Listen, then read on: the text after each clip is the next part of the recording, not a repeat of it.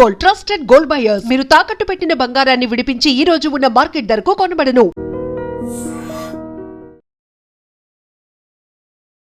Hello everyone, మీరు చూస్తుంది I dream. నేను మీ కీర్తి. తమిళ స్టార్ హీరో విజయ్ కి ఒక విధంగా చుక్కెదురైందనే చెప్పాలి. అంటే తన భార్య సంగీత జిల్లా కోర్టులో పిటిషన్ కావాలి, డివోర్స్ కావాలి అంటూ పిటిషన్ వేసినట్టు మనకు తెలుస్తా ఉంది. మరి దీనికి సంబంధించి రకరకాల స్పెక్యులేషన్స్, అఫ్ కోర్స్ ఇక స్టార్స్ అనగానే డిఫరెంట్ కైండ్స్ ఆఫ్ స్పెక్యులేషన్స్ వస్తాయి కాబట్టి ఈ స్టోరీ ఇప్పుడు హాట్ టాపిక్ గా మారింది. నిన్నటికి నిన్న సినీ విలాకాశంలో మునిగి తేలుతున్నారు అనంతా. ఎందుకంటే రష్మిక విజయ్ దేవరకొండ పెళ్లి అయింది. 2 డిఫరెంట్ ట్రెడిషన్స్ లో వారిద్దరూ పెళ్లి చేసుకున్నారని ఎంతో హర్షణీయం అని చెప్పేసి అందరం కూడా ఆనందంలో ఉన్నాము, వాళ్ళని ఎంకరేజ్ చేస్తున్నాము అండ్ బ్లెస్సింగ్స్ అందుకుంటున్నారు వివిధ రకాలుగా చాలా డిఫరెంట్ ప్లాట్ఫామ్స్ నుంచి. ఇంతలోనే ఈ రోజంతా ఫుల్ బ్రేకింగ్ న్యూస్ నడుస్తా ఉంది.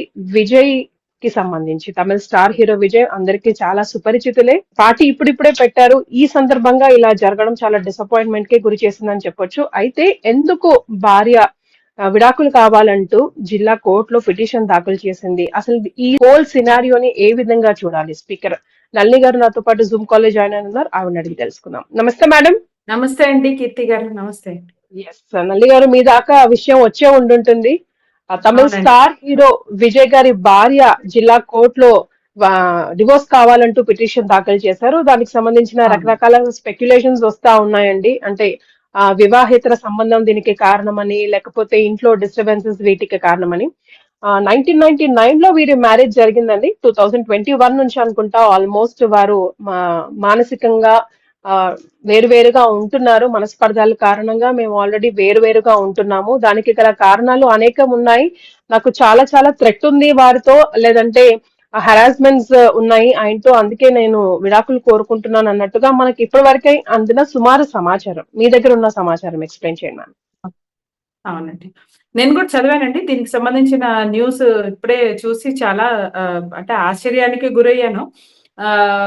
జరగకూడని పరిణామం అనిపించింది. ఎందుకంటే ఇది ఏదో నిన్న మొన్నట్లో పెళ్ళైన వాళ్ళు దాని గురించి మాట్లాడారు అంటే వాళ్ళకి ఏదో అభిప్రాయ భేదాలు వచ్చేలేదో ఏదో అనుకొని మొదలు పెట్టారు. జీవితం ఏదోలా మారింది కాబట్టి ఇద్దరు ఒక కంఫర్టబుల్ జీవితంలో లేనప్పుడు ఎందుకు కలిసి ఉండటం, విడిపోతేనే మంచిది, ఎవరి దారిన వాళ్ళు మళ్ళీ ఎదుగుతారు అని అనుకునే లాంటి కేసు కాదు ఇది. ఎందుకంటే ఆల్మోస్ట్ 20 సంవత్సరాల పైన 25 సంవత్సరాలు కాపురం చేసిన తర్వాత విడిపోవడం అనేది అది ఒక కుటుంబ వ్యవస్థనే ఇక్కడ చీలిపోతున్నంత పెద్ద విషయం ఇది. ఎందుకంటే వాళ్ళ మీద ఆధారపడి ఇప్పటికే కుటుంబాలు, ఇరువైపుల కుటుంబాలు కూడా పెనవేసుకుపోయిన సందర్భం జరిగిపోయి ఉంటుంది అన్ని రకాలుగానే. ఇట్ ఈస్ నాట్ జస్ట్ ఏదో నచ్చలేదు కాబట్టి వేరువేరుగా బతుకుతున్నారు అనేది ఉండొచ్చు. కామన్ గ్రౌండ్స్, కామన్ విషయాలు చాలా ఉంటాయి కాబట్టి ఇది అందరికీ చాలా ఎమోషన్స్, సెంటిమెంట్స్ తో కూడా కూడుకుంది. చాలా ఉంటాయి, బాధ్యతలు ఉంటాయి, అనుబంధాలు ఉంటాయి.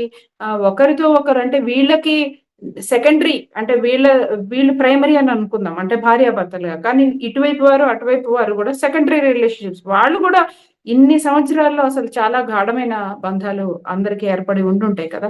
సో ఆ రకంగా కూడా ఇది వాళ్ళందరికీ కూడా డిస్టర్బెన్స్. అన్నిటికీ మించి విజయ్ అన్న వెంటనే ఆయన విపరీతమైన అభిమానులు, విపరీతమైన ఆయనకి ఫాలోయింగ్ దేశవ్యాప్తంగా.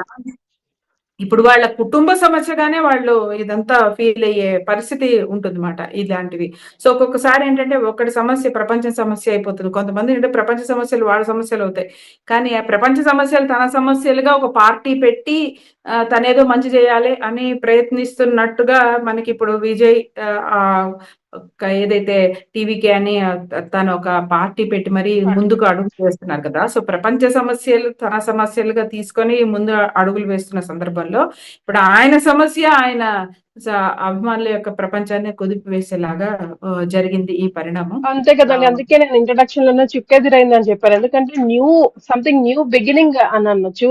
సినిమాలు కూడా నేను ఇంకా చేయను, this will be my last movie almost అన్నట్టు అనౌన్స్ కూడా చేయడం జరిగింది. ఎందుకంటే పార్టీలో ఫుల్ ఫ్లెడ్జ్ గా ఉందాము, ఇక సేవ చేద్దాము అన్న తరుణంలో ఇలాంటిది, అంటే ఇంట్లోనే ఇంట గెలిచి రచ్చ గెలవమంటారు కదా, ఇంట్లోనే ఇలాంటివి వస్తుంటే రకరకాల స్పెక్యులేషన్స్, రకరకాల మాటలు మనం మాట్లాడతాము, వినాల్సి వస్తుంది కూడా. వారు కూడా సంబంధం లేకుండా పడాల్సి వస్తుంది. సంబంధం లేని వాళ్ళని కూడా ఇన్వాల్వ్ చేయాల్సి వస్తుంది. ఇప్పుడైతే చాలా ఛానల్స్ లో స్టార్ హీరోయిన్స్ పేరు కూడా తీసుకుంటా ఉన్నారు. thumbnails లో ఆల్రెడీ వాళ్ళ అవును. పిక్చర్స్ కూడా పెడతా ఉన్నారు. బట్ ఆమె పిటిషన్ లో నాకు తెలిసి, నేను చదివిన దాని ప్రకారం, నాకున్న నాలెడ్జ్ ప్రకారం చాలా కారణాలు ఉన్నాయి, చాలా మందితో రిలేషన్స్ ఉన్నాయి అని చెప్తున్నప్పటికీ ఒకరినే హైలైట్ చేస్తూ కొన్ని ఛానల్స్ లో ప్రచారం చేయడం జరిగింది. సో అసలు సెక్షన్స్ అన్ని మీ దాకా వచ్చాయా? ఎలా ఉన్నాయి సెక్షన్స్? దాని ప్రకారం అసలు తన ఏం ఆధారంగా పెట్టుంటుంది పిటిషన్?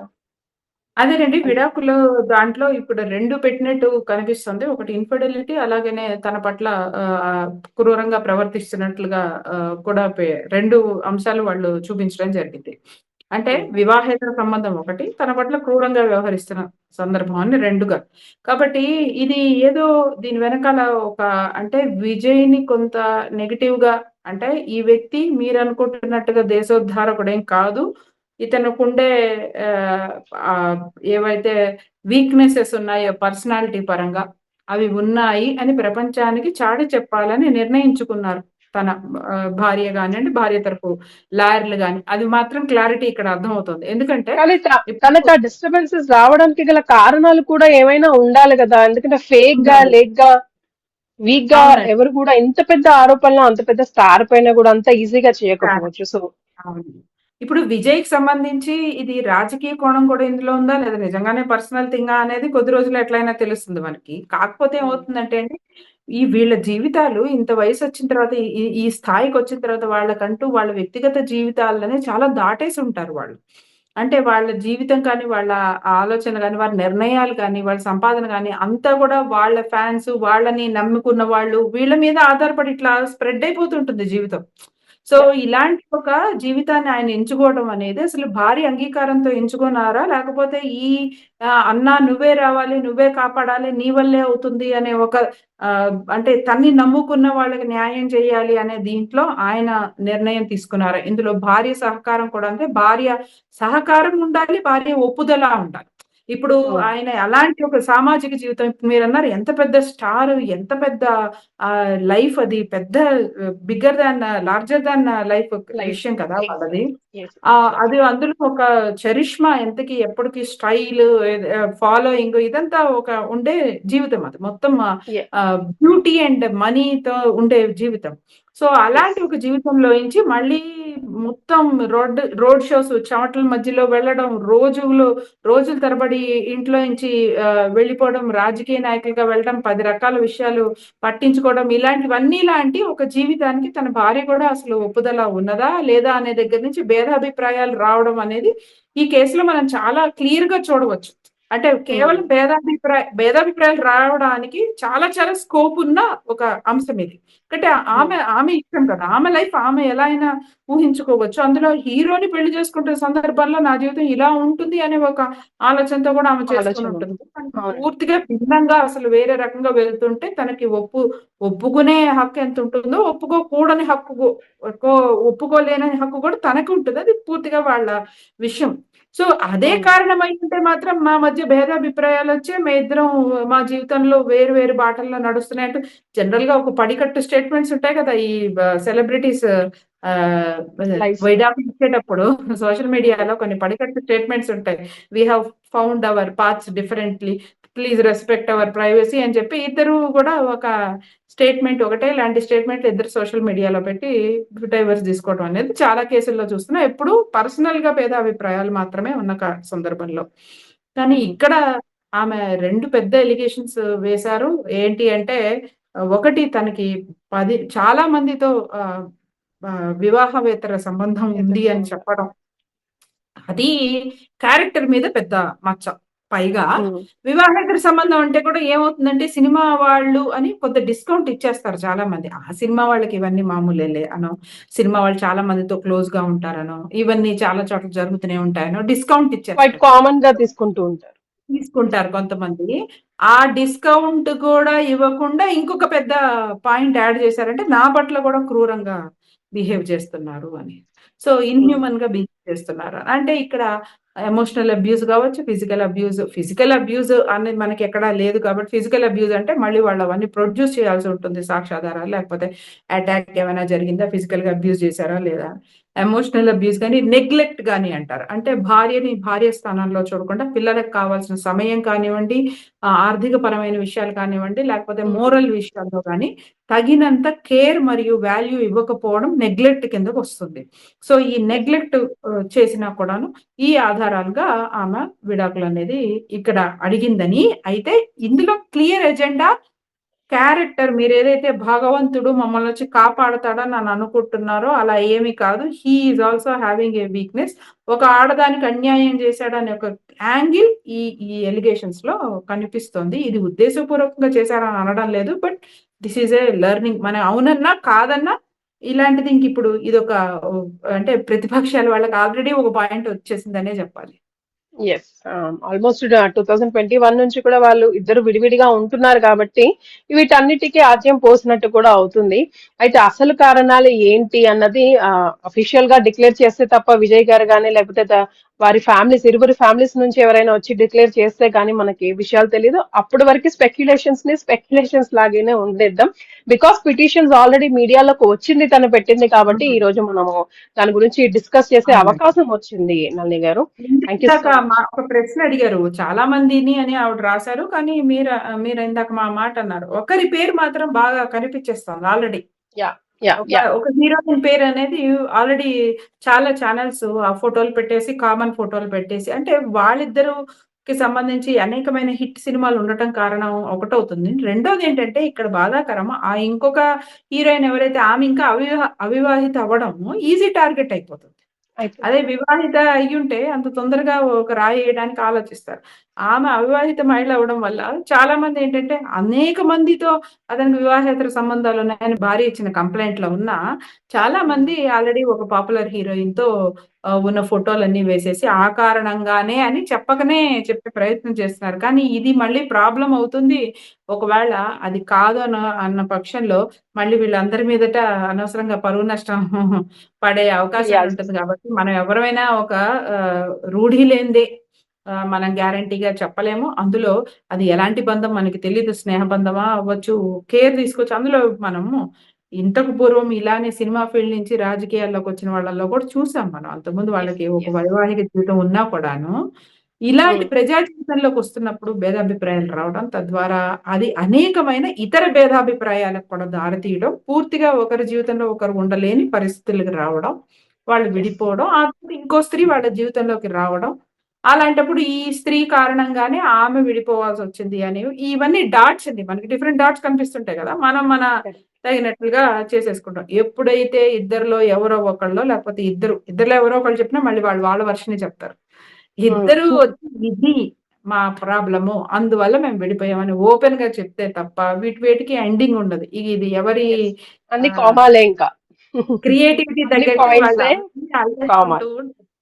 హ్మ్. కరెక్ట్ గా నిన్న కాబట్టి ఇదే టాక్ నళిని గారు రష్మిక విజయ్ దేవరకొండకి సంబంధించిన ఆ, చాలా వీడియోస్ చేస్తున్నాము. అంటే ఎంతో ప్రౌడ్ ఫీలింగ్ అనిపించింది. ఎంతో కాలంగా మోస్ట్ అవైటెడ్ మ్యారేజ్ అనే చెప్పొచ్చు టాలీవుడ్ కి అవునండి. సంబంధించి. అవును. అండ్ దెన్ అవును. టూ డిఫరెంట్ ట్రెడిషన్స్ ని ఎంకరేజ్ చేస్తూ తను అంత స్టార్ హీరోయిన్ అయినప్పటికీ, విజయ్ దేవరకొండ అంత స్టార్ హీరో అయినప్పటికీ కూడాను వాళ్ళ ట్రెడిషన్స్ కి రెస్పెక్ట్ ఇస్తూ పెద్దపీట వేస్తూ అవునండి. ఆ, ఎక్కడో అట్టడుగున కూర్గ్లో అలాంటి ఒక పెళ్లి ఉంది అని కూడా మనలో చాలా మందికి తెలియదు. But still she she has done it. అంటే చాలా మందికి బెస్ట్ ఎగ్జాంపుల్ గా ఇప్పుడు రాబోయే యూత్ కి నిల్చుంది. ఎస్, మనం కూడా ధైర్యంగా ఇలా చేసుకోవచ్చు. మన మన ట్రెడిషన్స్ కి ఏ ట్రెడిషన్ లో పుడితే, అవును. ఏ చాలా రిలీజియన్ మంచి లో పాయింట్. పుడితే అన్నది ఒకటి మనం ఇన్ఫర్మేషన్ ఇచ్చామైతే ఇంతలోనే మళ్ళా మీడియా అంతా మళ్ళీ విజయ్ కి సంబంధించిన డివోర్స్ కి అదేనండి. సంబంధించిన వార్తకి మళ్ళీ మాట్లాడుకోవాల్సి వస్తుంది. అయితే నిజం నిప్పు లాంటిది, ఈ రోజు కాకపోతే రేపు తెలుస్తుంది. మనకు కావాల్సిందే ఎవరైనా సరే కలిసి ఉండాలనే మనం కోరుకుందాం. ఒకవేళ కోరుకున్నాం. వాళ్ళు విడిపోవాల్సి వస్తే మీరన్నమాట చాలా కరెక్ట్. ఎందుకంటే మన ప్రేక్షకులు ఎంత అమాయకులంటే అండి మనకి నచ్చిన వాళ్ళకి మంచి జరిగితే అది మన ఇంట్లోనే జరిగినంత వేడుకలాగా అందరూ చాలా ఇష్టపడ్డారు. మనకేం పెళ్లి కార్డ్ పంపించింది లేదు. మనకు ఒక అదే పిలిచి భోజనం పెట్టింది లేదు. కానీ ఒక మన రెగ్యులర్‌గా చూస్తే ఒక ఇద్దరు చూడముచ్చటైన జంట పెళ్లి చేసుకోవడంటే ఏదో మనందరికీ కూడా చాలా సంతోషం అనిపించింది. అందులో మీరన్నట్టు ఆ సంప్రదాయబద్ధంగా జరిగిన విధానం కానివ్వండి, చాలా మంది కనెక్ట్ అయిపోతారు. ఇప్పుడు నాకు ఈ మోడల్ కావాలి. నాకిప్పుడు ఈ థీమ్ కావాలి. ఇలా రాజులాగా సంహౌ విజయ్ దేవరకొండ కూడా ఒక రాజులాగా, ఆమె ఒక మహారాణి లాగా అలాంటి ఒక నేపథ్యంలో జరిగినప్పుడు ఇప్పుడు చూడండి అది చాలా మంది ఇక రెప్లికేట్ చేస్తారు రాబోయే రోజుల్లో వెడ్డింగ్ థీమ్స్ లో ఈ రాజు రాణి అనే ఒక థీమ్ గ్యారంటీగా ఒక రిపీట్ న్యూ ఒరవడి అని చెప్పొచ్చు, కొత్త ఒరవడి అని చెప్పొచ్చు. ఇంకా కొత్త ఒరవడి దాని ద్వారా ఏంటంటే జ్యువెలరీ మారుతుంది, కలర్స్ మారుతాయి, వాళ్ళు వేసుకునే కాస్ట్యూమ్స్ మారుతాయి, అన్ని కూడా మారిపోతాయి. It's again new edition, new flavour, new colours, new combinations ఇట్లాగా. But at the same time ప్రేక్షకులు కూడా ఎంతో సంతోషించారు, చాలా బాగా చేశారు. కాబట్టి వాళ్ళ వ్యక్తిగత జీవితాలు మీకెందుకు మనకెందుకు అని అంటారు కానీ ఇప్పుడు ఒక మంచి జరిగితే ఎంత కనెక్ట్ అయ్యారో ఒక అనుకోని మనకి ఇష్టం లేని ఒక అంటే మనం వెల్కమ్ చేయని ఒక పరిణామాన్ని కూడా అంతే బాధపడతారు ప్రేక్షకులు. అంటే ప్రేక్షకులు అంత అమాయకంగానూ ఉంటారు, అంత అందులో ఇలాంటి స్టార్ హీరోస్ విషయంలో we are look up to them అండి. మనం అవునన్నా కాదన్నా వి డ్రెస్ లైక్ దెమ్. మనకి ఏదైనా నచ్చితే ఇమీడియట్ గా అలాంటి డ్రెస్, అలాంటి జ్యువెలరీ అని మనం మాట్లాడుకుంటాం. కాబట్టి will definitely look up good or bad. మనం మంచే తీసుకోవాలంటే ప్రపంచంలో ఇంకెందుకండి అంతే కదా. ఇన్ని కష్టాలు, ఇన్ని డిస్కషన్. ఆస్తిపాస్తులు, అంత ఫేమ్, అంత ఫాలోయింగ్ వదిలేసి ప్రజా జీవితం కోసం, ప్రజాసేవ కోసం వస్తున్నాడు అనేది ఎంత త్యాగపూరితమైన ఒక ఫీలింగ్ లాగా చూస్తున్నారు కదా. మరి ఇప్పుడు అందులో నుంచి అలా పాజిటివ్ తీసుకోవాలనుకున్నప్పుడు ఇమీడియట్ గా ఈ నెగిటివ్ పాయింట్ అనేది నిజంగానే రాజకీయ పరంగాను ఇది దెబ్బపడినట్టే, పర్సనల్ గాను దెబ్బపడినట్టే. అందులో పిల్లలు ఉన్న సందర్భంలో 25 ఏళ్ల తర్వాత చేసినప్పుడు జనరల్ గా ఏంటంటే ఇప్పుడు లేడీని అడ్జస్ట్ కాలేదు, ఆమెకేదో లేడీకేవో అనవసరమైన విషయాలు ఉన్నాయి, ఆమెకేవో అనవసరమైన డిమాండ్స్ ఉన్నాయి, అందువల్ల ఇలాంటి కేసులు పెట్టినని కూడా అనలేదు. ఎందుకంటే 25 ఏళ్ల వైవాహిక జీవితం ఇది. సో ఇక్కడ ఇలాంటివి కూడా ఊహించడానికి అవకాశం లేదు. సో ఎప్పుడు కూడాను వీటిలో యాజ్ ఇట్ ఈస్ గా వాళ్ళు చేసినవి అబ్జర్వ్ చేయమని అంటారు. కాబట్టి అదర్ వర్షన్ విజయ్ వైపు నుంచి వాళ్ళ లాయర్లు కానీ వాళ్ళు కానీ ఎలాంటి వర్షన్ ఇస్తున్నారు అన్న దాన్ని బట్టే మనకి ఇప్పుడు ఈ గందులో అసలు ఎలిగేషనా లేకపోతే ఇంకేదైనా అనేది మనకు అర్థం అవుతుంది. రైట్. పిలవగానే ఫోన్ ఇన్ లోకి వచ్చారు. Thank you so much Nalini గారు. Thank you so much. Thank you very much. Thank you.